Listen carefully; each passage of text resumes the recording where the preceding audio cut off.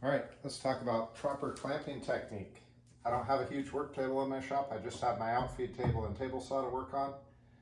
A lot of limited space here, or very limited space, I should say. I love these big I-beam bar clamps. I make sure that I've got about a finger's worth of room in between the movable head and the fixed head. That's the part where the screw is on the clamp. Take my jointed boards, lay them in there so that they're going to fit. Then I can bring this all the way back to it. And then when I'm ready for glue, I know that everything's in good position. I'll just turn the screws and get the clamps relieved a little bit so that I can stand up the wood. So you see I'm standing up two boards here.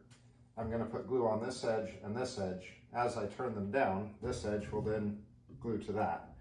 And I'll show you how I go about that. This is a glue bottle I love. It's called the Glue Bot. And the way it's designed, it can glue in any direction. You can even hold it straight up and down and still get glue out like so. About that much glue, nice steady bead, and then I'll put it on there, squeeze the boards together and rub it around a little bit, and if they stick together for a second or two, they're fine. And I look at my glue joint every time I do this to make sure that I have enough glue.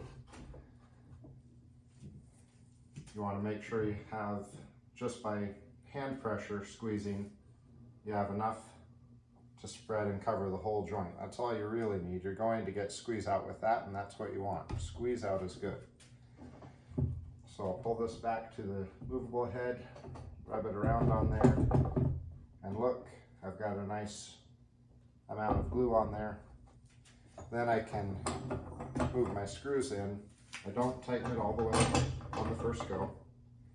I get it mostly tight so that I can work around near the edges of the boards to make sure that they're pretty darn close to level. It's really important, in my opinion, to have clamps going the other direction, as in from the other side of the wood. As I do that, same thing, don't tighten it all the way right away. Push the boards down until I know that they're flush with each other. So what this does when you put clamps going the other direction is it helps to alleviate any cupping by having pressure from both directions, top and bottom here, because even though they're called parallel clamps, believe it or not, they're not exactly parallel all the way down the face, nor are these here. Now that that's done, I can give some good cranking power on here. Now, one of the things I like to have on hand is a Scotch-Brite pad that's been wetted down. Let me go snag that real quick. I'll be right back.